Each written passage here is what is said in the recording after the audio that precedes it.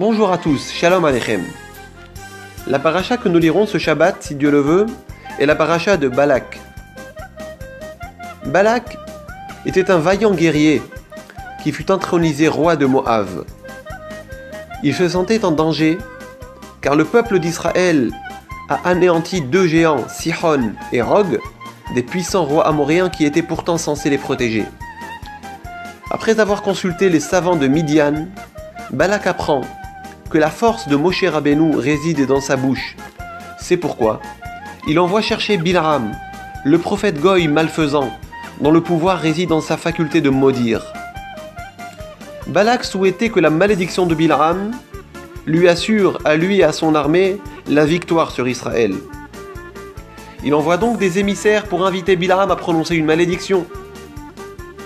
Ce dernier obtient l'autorisation de Dieu de suivre ses hommes, mais avec tout de même comme intention de désobéir à sa volonté.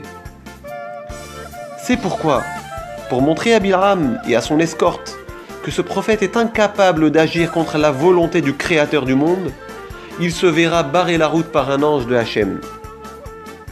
Lorsqu'il sera en chemin, la Torah dit « Vatere ha'aton » l'ânesse a vu.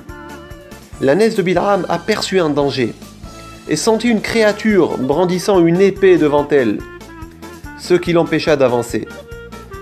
Mais son maître, le prophète malfaisant, était incapable de voir cet ange. C'est pourquoi il va frapper son ânesse à 3 reprises.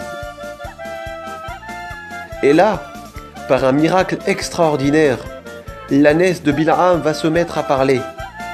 Et elle va reprocher à son maître de l'avoir frappé sans raison, en disant « Mer asiti lecha, ki kitani ze shalosh regalim » Que t'ai-je fait pour que tu m'aies frappé ainsi à 3 reprises? Ce à quoi Bil'am répond « Parce que tu t'es moqué de moi. Si seulement il y avait une épée dans ma main, je t'aurais tué maintenant. » Rashi explique que Bil'am s'est ridiculisé aux yeux de ses compagnons. Lui qui se prétend capable d'anéantir un peuple tout entier par la puissance de sa malédiction, a maintenant besoin d'une épée pour tuer son ânesse. Bil'am sera forcé de reconnaître humblement que c'est seulement parce que Hachem le lui a permis qu'il a pu venir, et qu'il ne peut rien dire sans son consentement, ni bénédiction ni malédiction. Furieux, Balak ordonne à Bil'am de quitter le camp immédiatement et sans escorte, puisqu'il a échoué dans sa mission. Mais avant de retourner chez lui, ce rachat va tout de même tenter de satisfaire ses intentions malveillantes. Il enseigne à Balak le seul moyen de triompher finalement d'Israël. Il lui dit « Le Dieu de ce peuple déteste la débauche. » Conscient de l'importance fondamentale de la sainteté dans le judaïsme, il propose donc au peuple de Moab et de Midian de leur livrer leurs filles pour séduire les béné Israël. Ces femmes ont invité les enfants d'Israël à festoyer et à boire avec elles, jusqu'à finalement les faire prosterner devant les idoles de Baal Péor.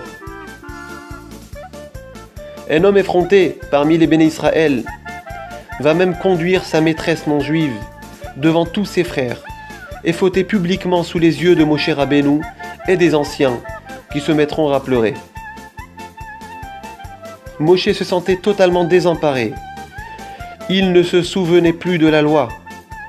Que faire devant une telle tragédie? Qui doit punir cet homme et comment faire pour enrayer cette épidémie? En attendant, Pinhas, le petit-fils de Aaron à Cohen, intervient. Il prit une lance dans sa main et transperça l'homme d'Israël et la femme non juive. C'est ainsi que le fléau s'arrêta. Mes chers amis, nous avons effectivement reçu un don de Dieu inestimable. C'est notre bouche. La parole nous a été donnée pour bénir et non pas pour maudire, pour construire et non pas pour détruire. Apprenons alors à en faire bon usage. Shabbat Shalom et à la semaine prochaine.